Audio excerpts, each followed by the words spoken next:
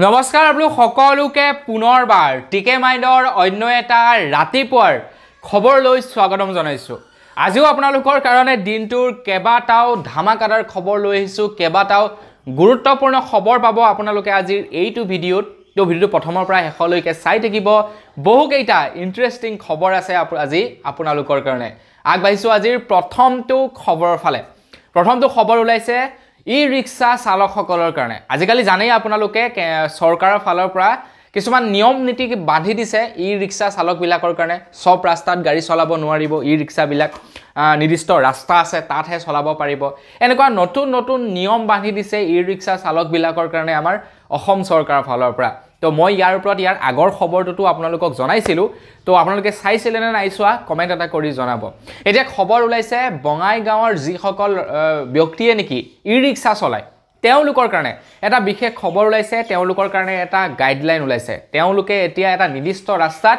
গাড়ী চলাব নোৱাৰিব বুলি জনাইছে, মানে ই-ৰিক্সা চলাব নোৱাৰিব বুলি জনাইছে। এতিয়া কোনটো সেই ৰাস্তাটো হৈছে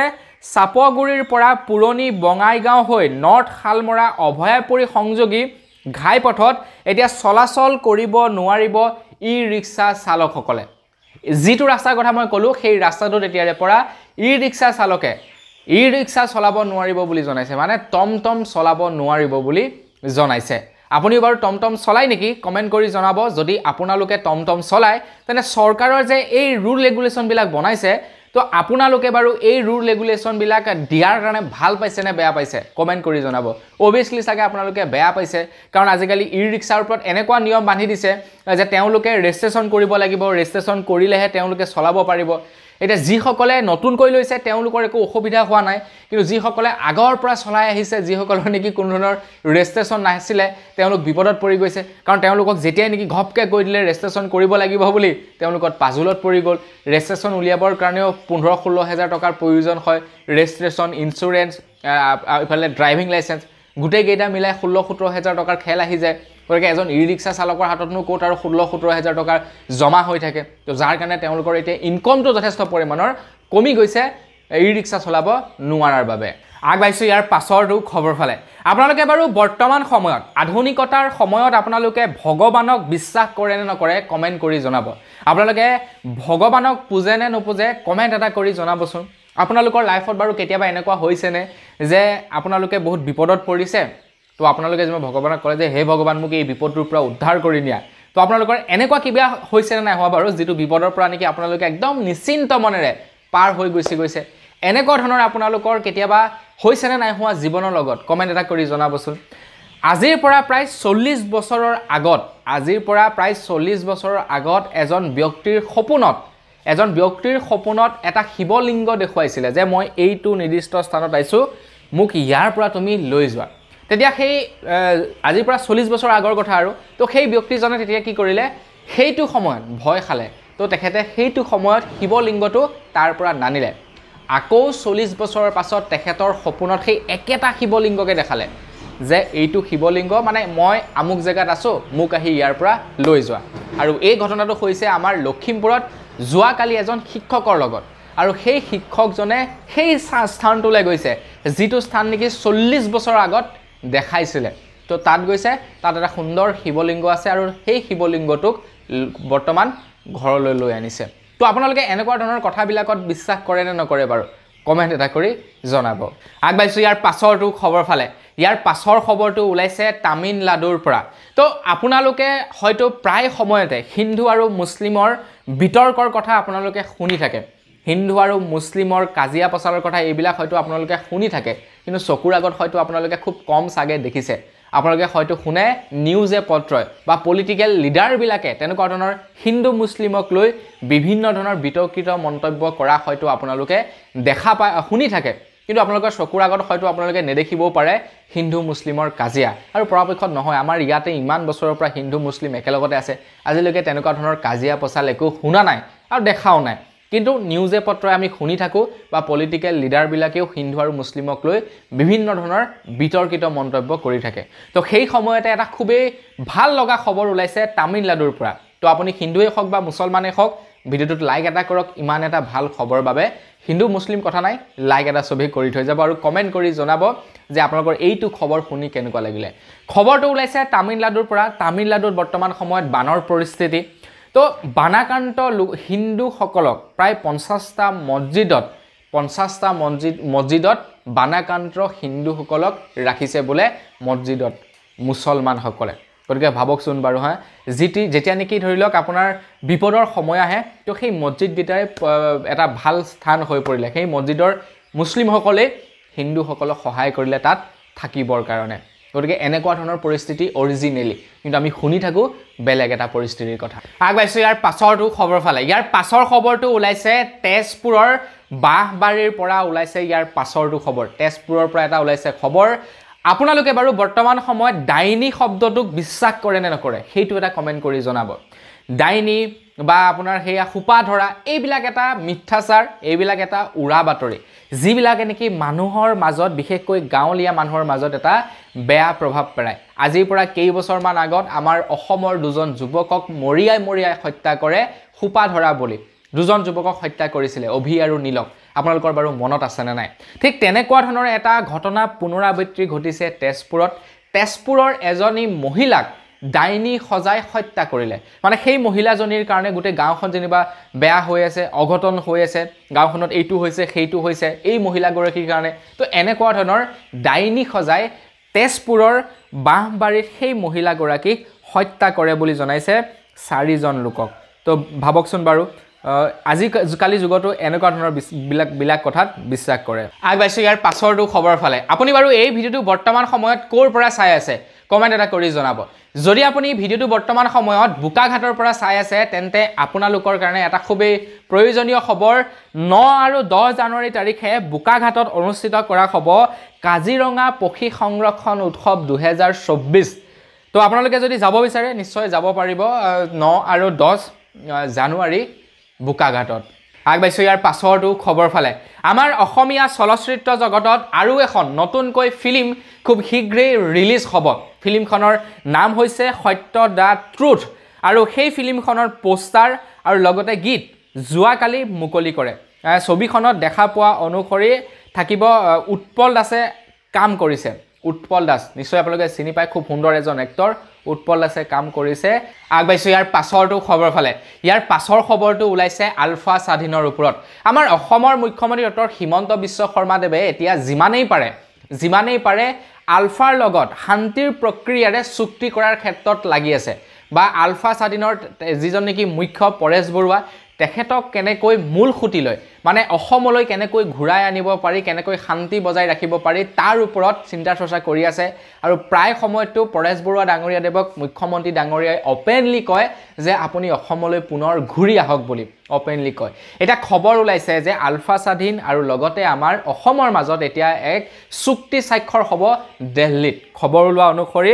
আলফা স্বাধীনৰ কুটাঘাটৰ মাজতে আগবাঢ়িছে শান্তিৰ প্ৰক্ৰিয়া ডিসেম্বৰ মাহৰ শেষতেই দিল্লীত সম্পন্ন হ'ব আলফা আৰু চৰকাৰৰ এখন চুক্তি ইতিমধ্যে দিল্লীত বাহৰ পাতিছে আলফাৰ 2 শীৰ্ষ নেতাই 27 ডিসেম্বৰত দিল্লীলৈ ৰাওনা হ'ব আন নেতাসকলো মানে আমাৰ অসম চৰকাৰ আৰু আলফা স্বাধীনৰ মাজত কিবা হয়তো চুক্তি হ'ব শান্তিৰ চুক্তি আৰু যিটো প্ৰক্ৰিয়াৰে আই থিংক চাগে আলফা স্বাধীনৰ যিজন মুখ্য আছিল তেখেত হয়তো অসমলৈ ঘূৰিও আহিব পাৰে এটা দেখা যাওক কি হয় কি নহয় আমি অনাগত দিনত গম পাম আগবাইছো ইয়াৰ পাছৰটো খবৰ ফালে আপোনালোকক মই যোৱাকালিৰ খবৰত জনাইছিলোঁ যে অসমৰ এজন যুৱকক অসম আৰক্ষীৰ তৰফৰ পৰা এনকাউণ্টাৰ কৰে তেখেত আলফা স্বাধীনৰ লগত তেখেতৰ লিংক আছে বুলি এনকাউণ্টাৰ কৰিছিলে ভৰিত গুলি আহিছিলে আপোনালোকক মই খবৰটি জনাইছিলোঁ আপোনালোকে চাইছিলে নাই চোৱা যোৱাকালিৰ খবৰটি কমেন্ট কৰি জনাব তো বন্ধু বান্ধৱীসকল এতিয়া ঘৰৰ পিতৃয়ে কৈছে তেখেতৰ যিজন ল'ৰাক নেকি এনকাউণ্টাৰ কৰা হৈছিলে তেখেতৰ পিতৃয়ে কৈছে যে তেখেতৰ পুত্ৰ কেতিয়াও আলফা স্বাধীনৰ লগত লিংক থাকিব নোৱাৰে আৰু আনফালে আলফা স্বাধীনৰ পৰাও কৈছে যে সেই যুৱকজনৰ লগত আলফা স্বাধীনৰ কোনো ধৰণৰ সম্পৰ্ক নাই কৰবাত হোৱা বোমা বিস্ফোৰণক যে কেইদিনমান আগত হৈছিলে এটা বিস্ফোৰণ হৈছিলে যোৰহাটত আছিলে নে ডিব্ৰুগড় আছিলে এক্সেক্টলি পাহৰিলোঁ আৰ্মি কেম্পৰ মাজতে বোমা বিস্ফোৰণ হৈছিলে তো সেই বোমা বিস্ফোৰণৰ লগত আই থিংক লিংক আছে বুলি ভাবি তেখেতক এৰেষ্ট কৰিছিলে নেকি তেনেকুৱা ধৰণৰ এটা ঘটনা হৈছিলে তো তাৰ পাছত তেখেত পলাই যায় বোলে আৰু গুলি চালনা কৰিব লগা হয় ভৰিত গুলি লাগে বুলি জনাইছে আগবাইছো ইয়াৰ পাছৰটো খবৰ ফালে 30 ডিসেম্বৰ তাৰিখে আমাৰ ভাৰতত আকৌ এক বৃহৎ ভাল এটা নতুন আৰম্ভণি হ'বলৈ গৈ আছে খবৰ ওলাইছে যে 30 ডিসেম্বৰৰ পৰা আমাৰ ভাৰতত নতুনকৈ আৰম্ভ হ'ব ৰেল সেৱা যি ৰেল সেৱাৰ নাম হৈছে অমৃত ভাৰত সেৱা তো বন্ধু বান্ধৱীসকল যেনেকৈ নেকি বন্দে ভাৰত এক্সপ্ৰেছ আছিল ঠিক তেনেকৈ এতিয়া নতুন এক ৰেল আৰম্ভ কৰিছে যাৰ নাম হৈছে অমৃত ভাৰত সেৱা তো আপোনালোকে বাৰু বন্দে ভাৰত এক্সপ্ৰেছত উঠিছে না নাই উঠা যদি বাহিৰত থাকে তেন্তে উঠিছে চাগে কিন্তু ইয়াতে যদি থাকে অসমতে যদি থাকে চাগে এতিয়ালৈকে উঠা নাই আপোনালোকে বন্দে ভাৰত এক্সপ্ৰেছত আগবাইছো ইয়াৰ পাছৰটো খবৰ ফালে আজিকালি সোশ্যাল মিডিয়াৰ ওপৰত চৰকাৰৰ কাৰা চকু থাকে সোশ্যাল মিডিয়া সাইট যিমান বিলাক আছে হোৱাটছআপ হৈ গ'ল ফেসবুক হৈ গ'ল ইনষ্টাগ্ৰাম হৈ গ'ল যিমান বিলাক নেকি সোশ্যাল মিডিয়া সাইট আছে সেই বিলাকত আজিকালি সৰকাৰৰ পৰা চুকা নজৰ থাকে সৰকাৰ বুলি নহয় প্ৰশাসনৰ পৰা চুকা নজৰ থাকে আপোনালোকে যদি সোশ্যাল মিডিয়া সাইটত এনেকুৱা ধৰণৰ কিবা মন্তব্য কৰি দিয়ে যিটো মন্তব্যই নেকি সাম্প্ৰদায়িকতাৰ সৃষ্টি কৰিব পাৰে বা মানুহৰ মাজত কাজিয়াৰ সৃষ্টি কৰিব পাৰে তো আপোনালোকক কিন্তু এৰেষ্ট কৰা হ'ব গতিকে আপোনালোকে সাৱধান আজিকালি সোশ্যাল মিডিয়াত জিটি কথা লিখাৰ আগত তো তেনেকুৱা ধৰণৰ ঘটনাই হ'ল এজন যুৱকৰ মাজত মাতা হিতাক লৈ বেয়া মন্তব্য কৰিছিল বেয়াকৈ ফেসবুকত কিবা পোষ্ট কৰিছিল যাৰ কাৰণে নেকি সেই যুৱকজনক এৰেষ্ট কৰা হৈছে আৰু কৰিবও লাগে কিয় বাৰু এনে ফচিব লাগে চাওকচোন বাৰু নহয় জানো আগবাইছো ইয়াৰ পাছৰটো খবৰ ফালে মই আপোনালোকক যোৱাকালিৰ খবৰ জনাইছিলো যে অসম চৰকাৰে জানুৱাৰী মাহতে প্ৰায় 40 লাখতকৈও অধিক লোকক ৰেশন কাৰ্ড প্ৰদান কৰিব বুলি মই আপোনালোকক জনাইছিলো যোৱাকালি অসম চৰকাৰৰ তৰফৰ পৰা একদম এক্সাক্ট মানুহৰ লিষ্ট দি দিছে যে কিমানজন লোকে নতুনকৈ ৰেশন কাৰ্ড পাব একদম এক্সাক্ট ফিগাৰটো দি দিছে এক্সাক্ট ফিগাৰটো হৈছে 42,85,745 গৰাকী লোকে 7 জানুৱাৰীৰ ভিতৰত মানে জানুৱাৰী মাহৰ প্ৰথমটো সপ্তাহৰ ভিতৰতে ৰেশন কাৰ্ড লাভ কৰিব বুলি জনাইছে বহু লোকৰ ৰেশন কাৰ্ডত নাম উঠিব আৰু বহু লোকে নতুনকৈ ৰেশন কাৰ্ড পাব বুলি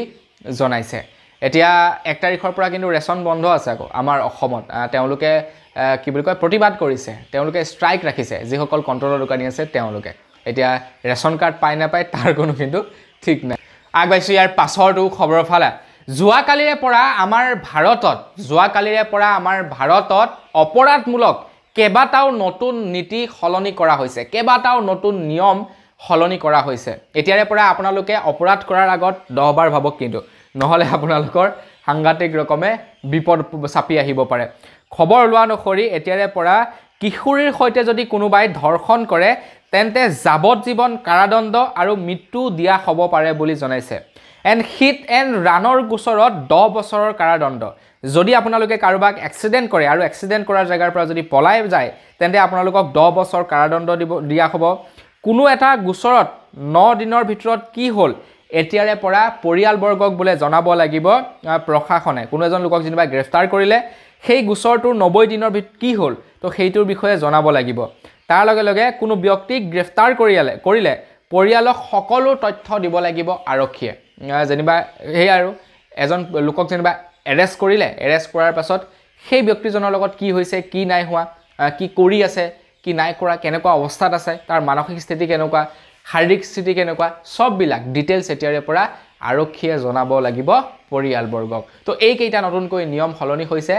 নতুন এই কেইখন আইন প্ৰণয়ন কৰা হৈছে ভাৰতবৰ্ষত আগবাইছো ইয়াৰ পাছৰটো খবৰ ফালে আপোনালোকৰ বাৰু পিভিসি আধাৰ কাৰ্ড আছে নে নাই আৰু আপোনালোকে সেই পিভিসি আধাৰ কাৰ্ডখন বাৰু ক'ত বনাইছিলে কমেন্ট কৰি জনাবচোন আপোনালোকে নিশ্চয় চাগে পিভিসি আধাৰ কাৰ্ডখন এনে লোকেল মাৰ্কেটত চাগে আপোনালোকে 50 টকা 60 টকা বা 100 টকা 150 টকা দি চাগে আপোনালোকে বনাইছিলে পিভিসি আধাৰ কাৰ্ড মানে সেই আৰু প্লাষ্টিকৰ আধাৰ কাৰ্ডখন কিন্তু আপোনালোকে জানেনে বাৰু পিভিসি আধাৰ কাৰ্ডখন এতিয়া ভাৰত চৰকাৰৰ উদয় তৰফৰ পৰা বন্ধ কৰি দিছে আপোনালোকে এতিয়া যদি কৰবা চৰকাৰী কামত সেই পিভিসি আধাৰ কাৰ্ডখন দিবলৈ যায় সেইখন একসেপ্টেবল নহব সেইখন একসেপ্ট কৰা নহব তো আপোনালোকে পিভিসি আধাৰ কাৰ্ড এতিয়া অৰ্ডাৰ কৰিব পাৰে উদয় ৱেবছাইটৰ পৰা মাত্ৰ 50 টকাতে আপোনালোকে অৰিজিনাল পিভিসি আধাৰ কাৰ্ড লাভ কৰিব যত নেকি এটা ৰিফ্লেক্টিভ এটা টেপো লগাই দিয়া হয় যিটোৱে নেকি প্ৰমাণ কৰে যে এই আধাৰ কাৰ্ডখন অৰিজিনাল আধাৰ কাৰ্ড হয় আগবাইছো ইয়াৰ পাছৰটো খবৰ ফালে খুৰা প্ৰেমী সকলৰ কাৰণে এতিয়া এটা খুবেই বেয়া খবৰ জানে ৰাস্তাই পদূলিয়ে এতিয়া আৰক্ষীৰ মানুহে ব্ৰেথ এনালাইজাৰৰ জৰিয়তে যিসকলে বাইক চলায় যিসকলে গাড়ী চলায় তেওঁলোকৰ পৰীক্ষা কৰা হৈছে যদি আপোনালোকে মদ খাই গাড়ী মটৰ চলায় তেন্তে বিপদত পৰিব কিন্তু ফাইনো ভৰিব লাগিব একদম 10,000 টকাৰ জৰিমনা বিৰাট কাৰা নিৰ্দেশনা আহি গৈছে কিন্তু বন্ধু বান্ধৱীসকল মোৰ তাতে একো ক'ব লগা নাই ঠিকে আছে মদ খাই গাড়ী চলাইছে মদ খাই বাইক চলাইছে তেওঁলোকক ধৰিব লাগে কাৰণ তেওঁলোকেতো কাৰোবাক গৈ এক্সিডেণ্ট কৰি দিব পাৰে বা নিজৰো ক্ষতি হ'ব পাৰে তো সেইবিলাক ভাবিয়ে চৰকাৰে এইবিলাক নিয়ম বনাইছে কিন্তু মেইন কথাটো হৈ গ'ল যে এইটোৱেই এইকেইদিন দেখি আছোঁ খবৰত মানে কি কৰিছে আৰক্ষীয়ে যেনিবা ব্ৰেথ এনালাইজাৰ লৈ গৈছে লগে লগে সাংবাদিকসকল গৈছে যাৰ টেষ্ট কৰিছে একদম পুৰা লাইভ তেওঁলোকে টেলিকাষ্ট কৰি আছে তো এইটো হ'ব নালাগে নহয় জানো মানুহৰ এটা সিক্ৰেসি বোলা বস্তু আছে সেই ল'ৰাজনে হয়তো ঘৰৰ মানুহক নোকোৱাকৈ মদ খাব পাৰে কিন্তু টিভিত দেখাই দিয়া মানে কি গোটেই দুনিয়াখনে গম পালে তো চৰকাৰে বা প্ৰশাসনে এইটো এটা নিয়ম বান্ধি দিব লাগে যে তেওঁলোকে যাক ব্ৰেথ এনালাইজাৰৰ জৰিয়তে চেক কৰিব সেই সকলক যাতে লাইভ দেখুৱাব নোৱাৰিব বা ৰিপৰ্টাৰসকলে যাতে ৰিপৰ্টিং কৰিব নোৱাৰিব এনেকুৱা ধৰণৰ নিয়ম বনাই দিব লাগে মই ভাবোঁ যে এইটো মানুহৰ এটা সেলফ ৰেসপেক্টৰ কথা আছে মানুহৰ এটা সন্মানৰ কথা আছে যিবিলাক নেকি পাব্লিকেলি কৰি দিছে নিউজ চেনেলবিলাকে আগবাইছো ইয়াৰ পাছৰটো খবৰ ফালে আপোনালোকে 31 ডিসেম্বৰৰ আগতে কৰিব লাগিব কেইটামান প্ৰয়োজনীয় কাম তো যি কেইটা কাম যদি আপোনালোকে 31 ডিসেম্বৰৰ আগত নকৰে তেন্তে বিপদত পৰিব পাৰে কিন্তু তো সেই কাৰণে আপোনালোকৰ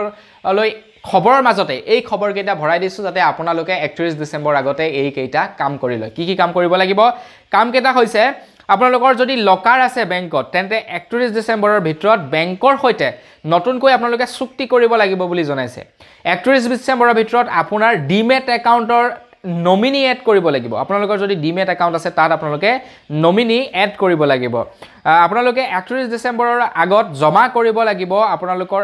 ইনকাম টেক্স ৰিটাৰ্ণ জমা কৰিব লাগিব যদি আপোনালোকে 22 আৰু 23ৰ ইনকাম টেক্স ৰিটাৰ্ণ কৰা নাই আৰু তাৰ পাছতে হৈ গ'ল আপোনালোকে সিম কাৰ্ড যেতিয়া নেকি ল'ব তেতিয়া আপোনালোকৰ বায়োমেট্ৰিক এড কৰিব লাগে বায়োমেট্ৰিকৰ জৰিয়তেহে আপোনালোকে সিম কাৰ্ড ল'ব পাৰিব আৰু তাৰ লগে লগে আপোনালোকৰ নামত যদি কেইবাখনো সিম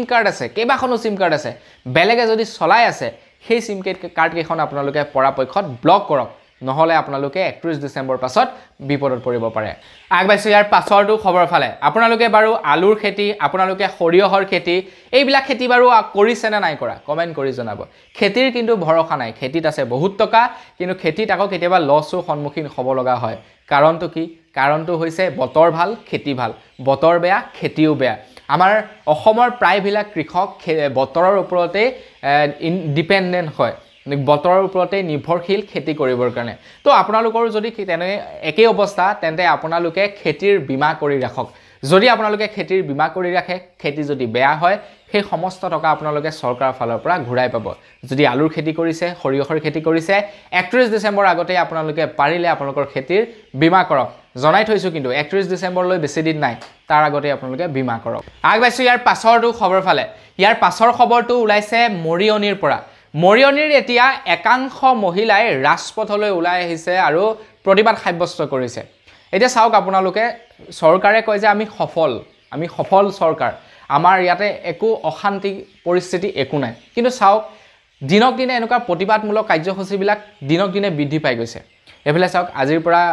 কেইদিনমান আগত টেট শিক্ষকসকলে প্ৰতিবাদ কৰিছিলে তাৰ পাছত প্ৰতিবাদ কৰি আছে এতিয়া সেই যিসকল কণ্ট্ৰলৰ দোকানী আছে তেওঁলোক এতিয়া এক খবৰ ওলাইছে যে মৰিয়নিত যিসকল নেকি মহিলাই কি বাগানত কাম কৰে তো তেওঁলোকে ৰাজপথলৈ ওলাই আহিছে প্ৰতিবাদ কৰিবৰ কাৰণে তো প্ৰতিবাদটো চৰকাৰৰ বিৰুদ্ধে নহয় প্ৰতিবাদ হৈছে বাগানৰ বিৰুদ্ধে তো তেওঁলোকক বোলে এতিয়া বাগানৰ মালিকে তেওঁলোকৰ যি নেকি প্ৰাপ্য মজুৰি সেয়া দিয়া নাই বুলি জনাইছে আৰু যাৰ প্ৰতিবাদত বোলে তেওঁলোকে ৰাজপথলৈ ওলাই আহিছে প্ৰতিবাদ সাব্যস্ত কৰিবৰ কাৰণে এতিয়া কথাটো হৈ গ'ল যে মই ইয়াতে চৰকাৰৰ কথা কি কাৰণে টানি আনিলো তো যিখন বাগানৰ হৈ তেওঁলোকে প্ৰতিবাদ কৰিছে বাগানখনৰ নাম হৈছে নাগিনীজান চাহ বাগিচা তো এই বাগানখন আগতে বোলে চৰকাৰে চলাই আছিল যেতিয়া চৰকাৰে চলাই আছিল ঠিকই আছিল চৰকাৰে কি কৰিলে ব্যক্তিগত খণ্ডৰ হাতত দি দিলে আৰু তাৰ পাছত এতিয়া তেওঁলোকে পাব লগা প্ৰাপ্য টকাবিলাক বোলে পোৱা নাই আৰু যাৰ প্ৰতিবাদত ৰাস্তাত ওলাই আহিছে তো মোৰ মতে ক'ব গ'লে চৰকাৰে চলাই থাকিব লাগে বা চৰকাৰে নচলালেও যদি ব্যক্তিগত খণ্ডৰ হাতত দিছে কাৰা ৰুল বনাই দিব লাগে যে তহতে কিন্তু তেওঁলোকৰ পইচাটো সময়মতে দিব লাগিব তেনেকুৱা ধৰণৰ নীতি ৰীতিবিলাক বনাই দিব লাগে আগবাইছো ইয়াৰ পাছৰটো খবৰ ফালে অসম চৰকাৰে এতিয়া দালালৰ প্ৰতি অকণমান কঠোৰ হৈছে এতিয়া যিবিলাক নেকি মাটিৰ দালাল আছে বা অন্যান্য কামৰ যিবিলাক দালাল আছে তো তেওঁলোক এতিয়া চৰকাৰ কঠোৰ হৈছে তেওঁলোকৰ প্ৰতি এতিয়া চৰকাৰ কঠোৰ হৈছে অসম চৰকাৰৰ বৰ্তমানৰ মুখ্যমন্ত্ৰী ডক্টৰ হিমন্ত বিশ্ব শৰ্মাদেৱে জনাইছে যদি বিজেপিৰে মানুহ হওক বা কংগ্ৰেছৰে মানুহ হওক বা এজিপিৰে মানুহ হওক জোৰ মানুহেই নহওক দালাল তো দালালেই হয়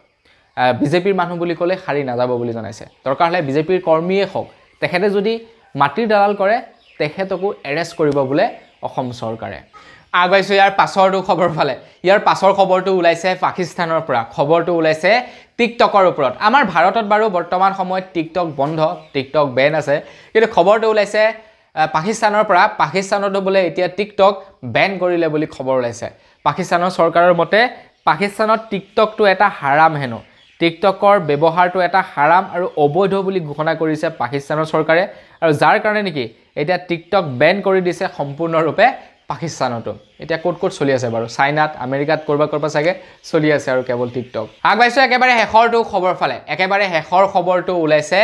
মহিলাৰ ওপৰত আপুনি মহিলা নেকি যদি আপুনি মহিলা আপোনাৰ বয়স যদি 18 বছৰতকৈ পাৰ হৈছে তেন্তে আপোনালোকে